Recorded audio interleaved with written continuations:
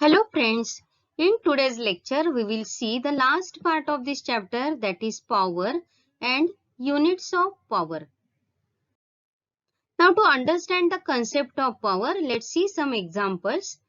Students, अगर आप अपने पापा के साथ स्टेयरकेस क्लाइंब करते हो तो कौन पहले पहुंचता है? ऑफ कोर्स आप ही पहुंचते होंगे. मतलब सेम वर्क, मतलब जो स्टेयरकेस क्लाइंब करने का जो काम है पापा भी कर रहे हैं, आप भी कर रहे हो. Okay, but means the same work you are doing, but the time required to you and your father is different. Okay, now see the next example.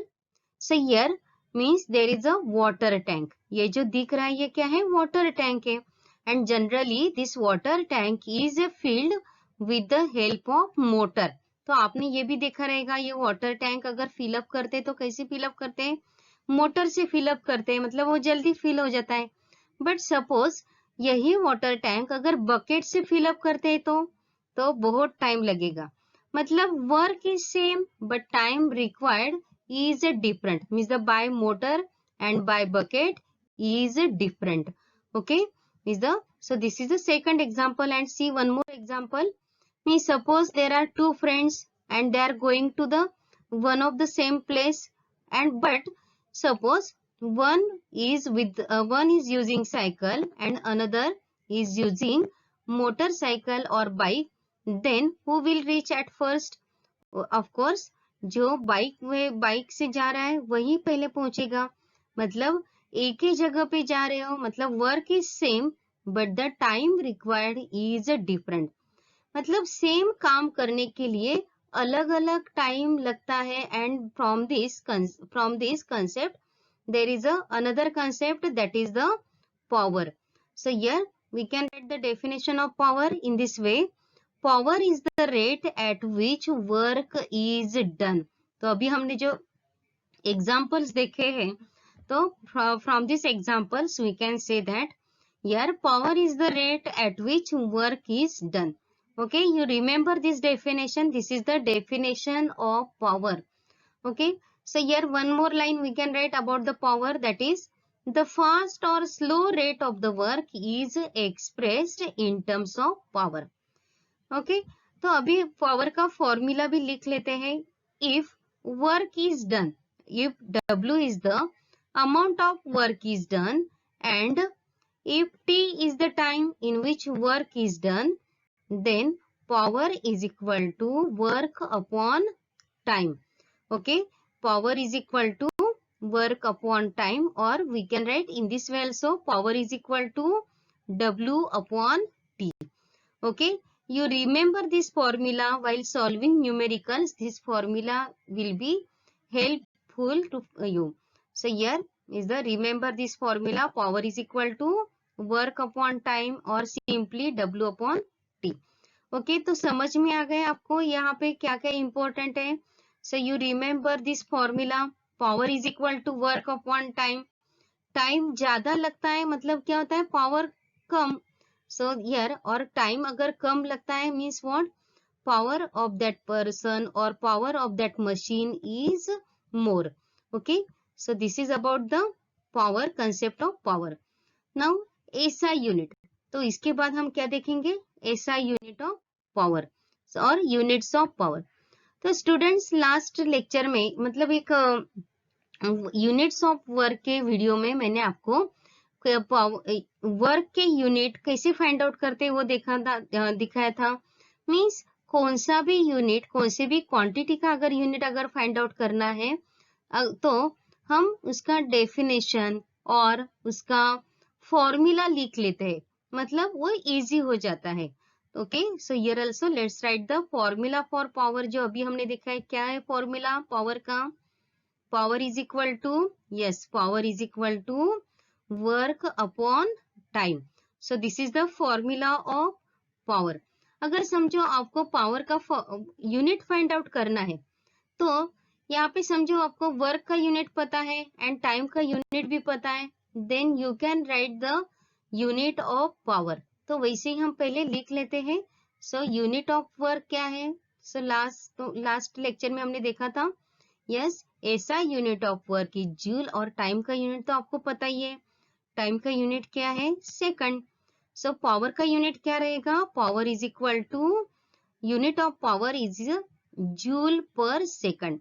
Okay, unit of power is joule per second, और ये joule per second is also called as a watt, means this is unit is also called as watt, means what, watt is equal to joule per second। Scientist watt के नाम से ये power को unit दिया है, so you remember watt is equal to what, joule per second।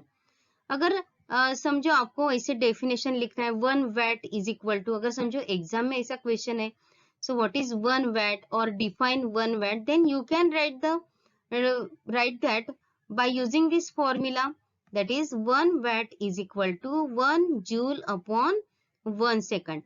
तो ये formula के हेल्प से आप यहाँ पे वो डिफाइन कर सकते हो, 1 watt is equal to 1 joule upon 1 second, means कैसे, if 1 joule work is done in 1 second, then that power of machine or power is 1 watt।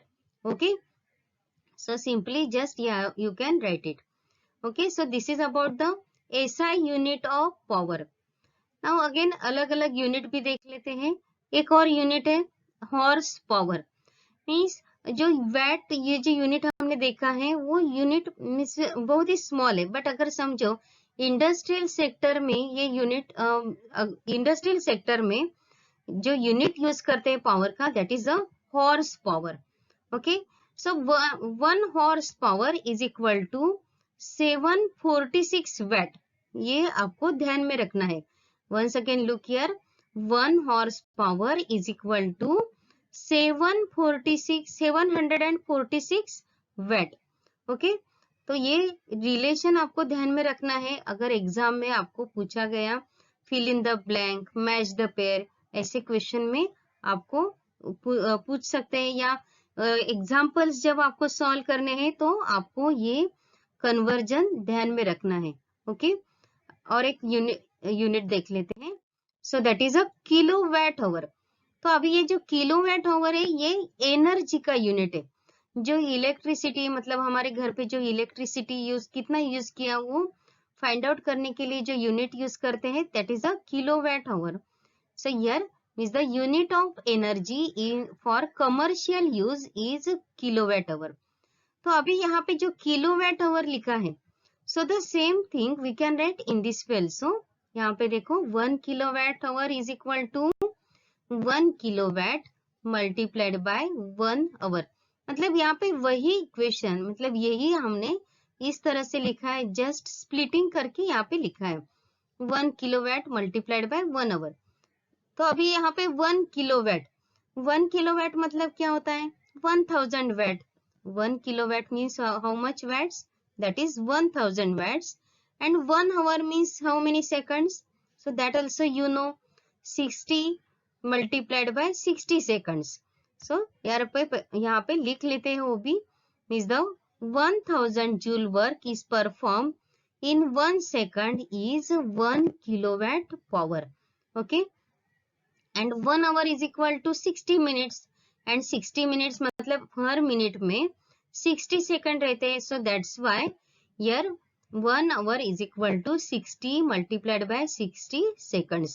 तो यहाँ पे जहाँ पे भी ऐसा कन्वर्जन रहेगा तो आपको ये ध्यान में रखना है, जहाँ पे भी 1 hour, अगर एग्जाम्पल में अगर समझो 1 hour लिखा रहेगा तो आपको ये कन्वर्जन करना बहुत ही इंपॉर्टेंट रहता है। So you remember 1 hour means 60 multiplied by 60 seconds।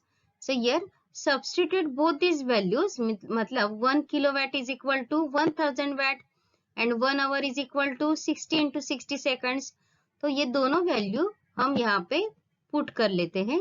तो कैसे इक्वेशन रहेगा ये देखो, is the 1 kilowatt hour is equal to 1000 multiplied by 60 multiplied by 60। Then here just calculate it, after calculation equation will be like this।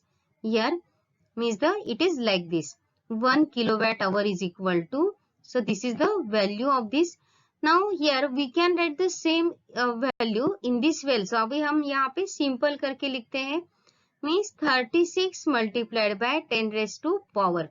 यहाँ पे number of zeros count करो, 1 2 3 4 5. So there are 5 zeros and that's why here power of 10 is 5. Okay, means the 1 kilowatt hour is equal to 36 multiplied by 10 raised to 5. Or we can write in this way also. Here look here, means the 1 kilowatt hour is equal to 3.6 into 10 raised to 6. Okay, so here you remember this equation, that is the यार यहाँ आपको example solve करने के time ये भी बहुत ही useful रहेगा. 1 kilowatt hour is equal to 3.6 multiplied by 10 raise to 6. Okay, तो यहाँ पे जूल रहेगा, यहाँ पे means the 10 raise to 6 joule. Okay, so this is all about the kilowatt hour, or this is all about the power and units of power. Okay, ठीक है, आप लोग ये अच्छी तरह से पढ़ लो, एक दो बार यहाँ पे प्रैक्टिस करो कन्वर्जन का, then you can solve any type of examples easily. Okay, thank you.